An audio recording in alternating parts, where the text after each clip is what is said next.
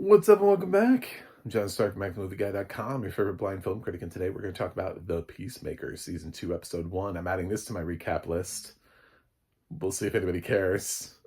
I get mixed things with my recaps. So I'm not the best recapper, obviously, but I try to bring my own little flavor to the recap.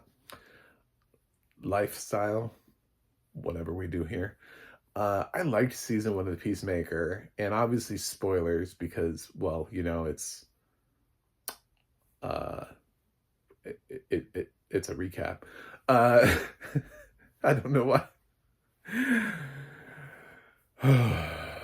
but it's not an in-depth one. I'm not going to go play by play and give you like a little every single tiny detail because I just would remember it. Plus, I am blind, so I get the details that are given to me.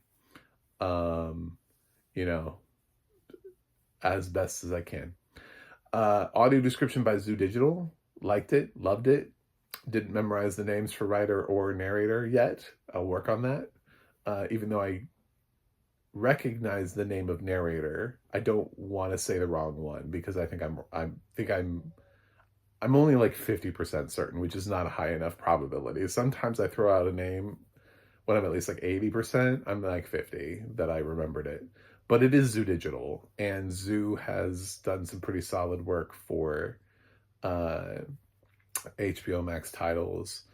I believe they're the ones that also did The Pit, so which was nominated this year for People's Choice Award in Audio Description Excellence by the ACB. So you're in good hands. I have a feeling we'll be fine. Although ultimately, the studio is only as good as its writers, so I would feel more confident if this was the same writers as the writers for The Pit. But I think this writer's doing fine. I didn't, So I love Peacemaker season 1. I haven't reviewed for Rotten Tomatoes. It'd probably be above a 90, like a 9 out of 10. I mean, I really loved Peacemaker season 1. I'm a nerd anyway, so this type of thing usually skews higher. I'm really open about my biases and what I like and don't like going into things. So, yeah, comic book things tend to trend up. So if you think I'm overclocking on a Marvel movie, I probably am because I'd rather watch a shitty Marvel movie than just a shitty random movie.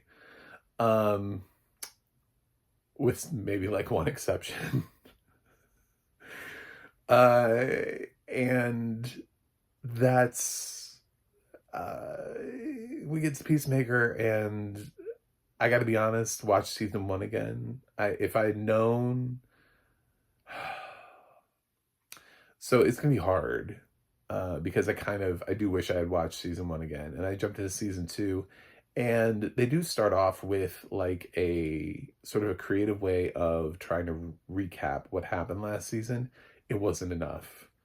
It was not enough. And the problem is that James Gunn is also going to try to gaslight you. And he's talked about how the Peacemaker, the TV series, is both not in the DCU and in the DCU at the same time.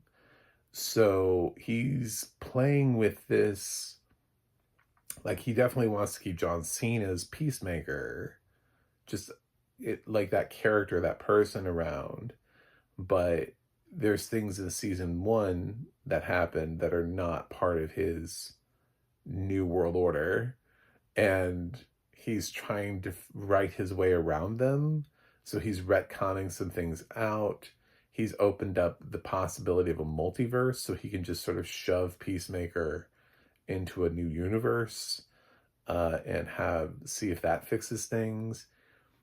I'm intrigued, but when he's sort of radically changing the fundamentals, if you don't remember what it was you were changing from, it can get kind of confusing, just as a heads up. So if you don't remember all of Peacemaker season 1, he's just setting it up in a way to gaslight the people who do. So if you already come into it and you're like, I don't know what the fuck's going on, and you're like, oh my God, what? You mean what? You don't even fully appreciate the gaslighting. You just, you know, you're like, I forgot. Was that scene there? What really happened? I don't even know. So, yes, if you have the time to watch season one again and you're really committed to I think it would benefit you. Bare minimum, at least the finale. Um, but because then maybe it would lead into anyway. I think everybody's back. I know Danielle Brooks is still here.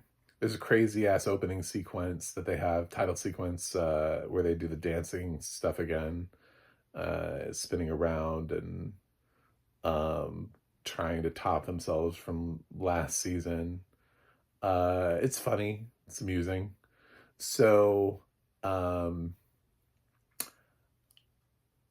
basically Peacemaker saved the world and he thinks, he should be recognized as a hero.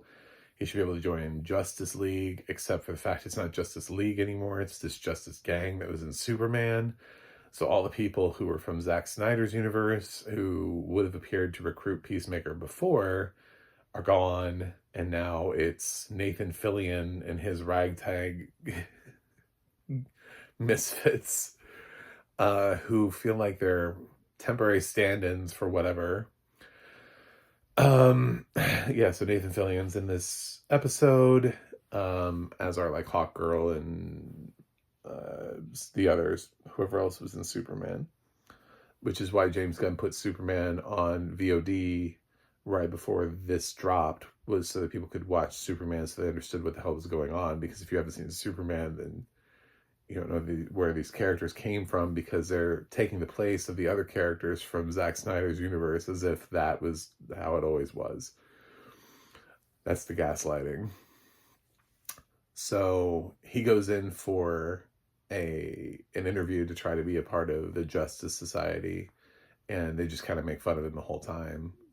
And he can hear it because there's a joke. I don't want to ruin the joke, just whatever. And then he leaves. And I like a lot of the humor. I mean, the humor is the stuff that sells the show. And he sort of reunites with his group. He has his little place. And there was an alien that came in the room one time and then left. And I was like, are we going to talk about that? And it was so weird. He has this door that he lets Eagly out of to go fly through and then back in. And he also opens the door one time and his dad's like alive on the other side of it. I was struggling to try to be like, what the fuck is going on in this? So he's basically, he gets depressed that, I would say the side characters, Daniel Brooks, the analyst, I can't think of what his name is. It's not the analyst, but it's something like that. And the other guy who's now obsessed with owls, they don't have much to do in this episode, and I'm worried. I kind of wonder, especially with where this episode ends, I'm like, are they going to write them off? I don't want them to, but they don't have a ton of screen time. Hardcore has more screen time. She gets to fight some people in a bar, and she also gets fired from every job ever, so she can't work as a spy. Her last job, she gets fired for having toxic masculinity, and she's like, I can't have that. I have a vagina. Which I think is hilarious. Because and of course the guy's like, well, I think it's just, that's a misconception that women can't have toxic masculinity. And I'm just like, this is so stupid. I don't know what James Gunn is doing, but it's hilarious. That you would try to say that she has toxic masculinity and that's why she can't work at the NSA or something, which she was trying to work for.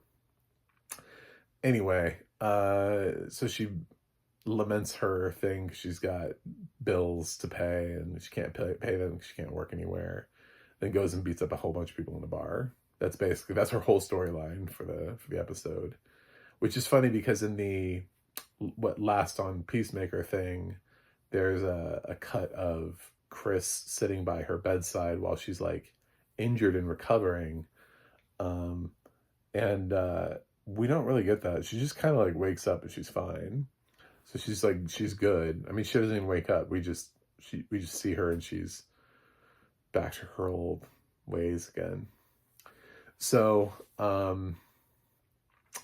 Chris has an orgy, which you probably heard about because they're definitely going to report on it. So if you see a news article, there's a scene where um, James Gunn lets us know that he's been watching The Boys, and he's now in charge of the DCU. And if he wants to have lots of sex and nudity in the DCU, he's going to have lots of sex and nudity in the DCU. So there's a scene where Chris just kind of walks through an orgy. Like, it's pretty. The audio description tried to describe as much of it as possible. I'm sure it was more than we could possibly fit into audio description, but it's just basically like a room full of a ton of people having sex, all different positions, all different combinations, whatever you can get, just tons of sex in one scene. And then he sort of stumbles out into a pocket dimension where his dad is alive, his brother's alive. His brother's now played by David Denman, who alludes to the fact that he's hooked up with hardcore. And since he's in another universe, I'm assuming that this is another universe version of hardcore. So that's what makes me worried, is like, are we moving to another dimension, and will the characters still be there? And then, so he enjoys this time spent with what in his universe are a dead dad and dead brother. And then the other Peacemaker, the Peacemaker from that dimension, comes in, they fight, and he kills that Peacemaker. So Chris has the option to be in either one of the dimensions right now because his Peacemaker is dead. So, yeah, that's basically it. Chris is also being surveilled by, it's The Economist. That's what I was looking for, The Economist. I knew I was going to get it eventually. Chris is being surveilled by Argus, who's using The Economist to sort of try to follow Chris. And at first, Economist doesn't report on all of Chris's things because he doesn't really want to get Chris in trouble. So he just, they're like, what is he doing? He's like, I don't know, there's no orgy. What do you want? He doesn't say anything about the pocket dimension. So Argus is being run by Rick Flag Sr., who is being played by, I think, if I'm correct, I think he voiced it also in Creature Commandos. So I'm kind of wondering if Creature Commandos is DCU, if this is all canon now, because it's, now I can't think of his name, even though I knew it at the beginning of this recap. This is embarrassing. So we're going to move on, but you know who I'm talking about. That guy.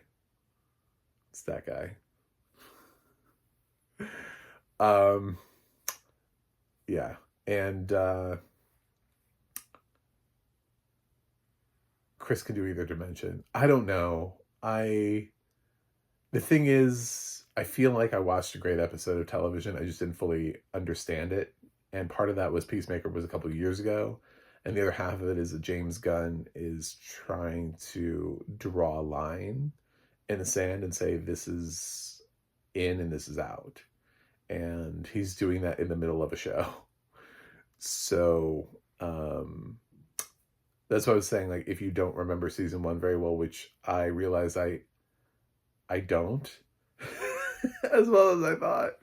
Like, it's the little details, right? It's oh yeah, I forgot about that. Like, I remembered quite a bit.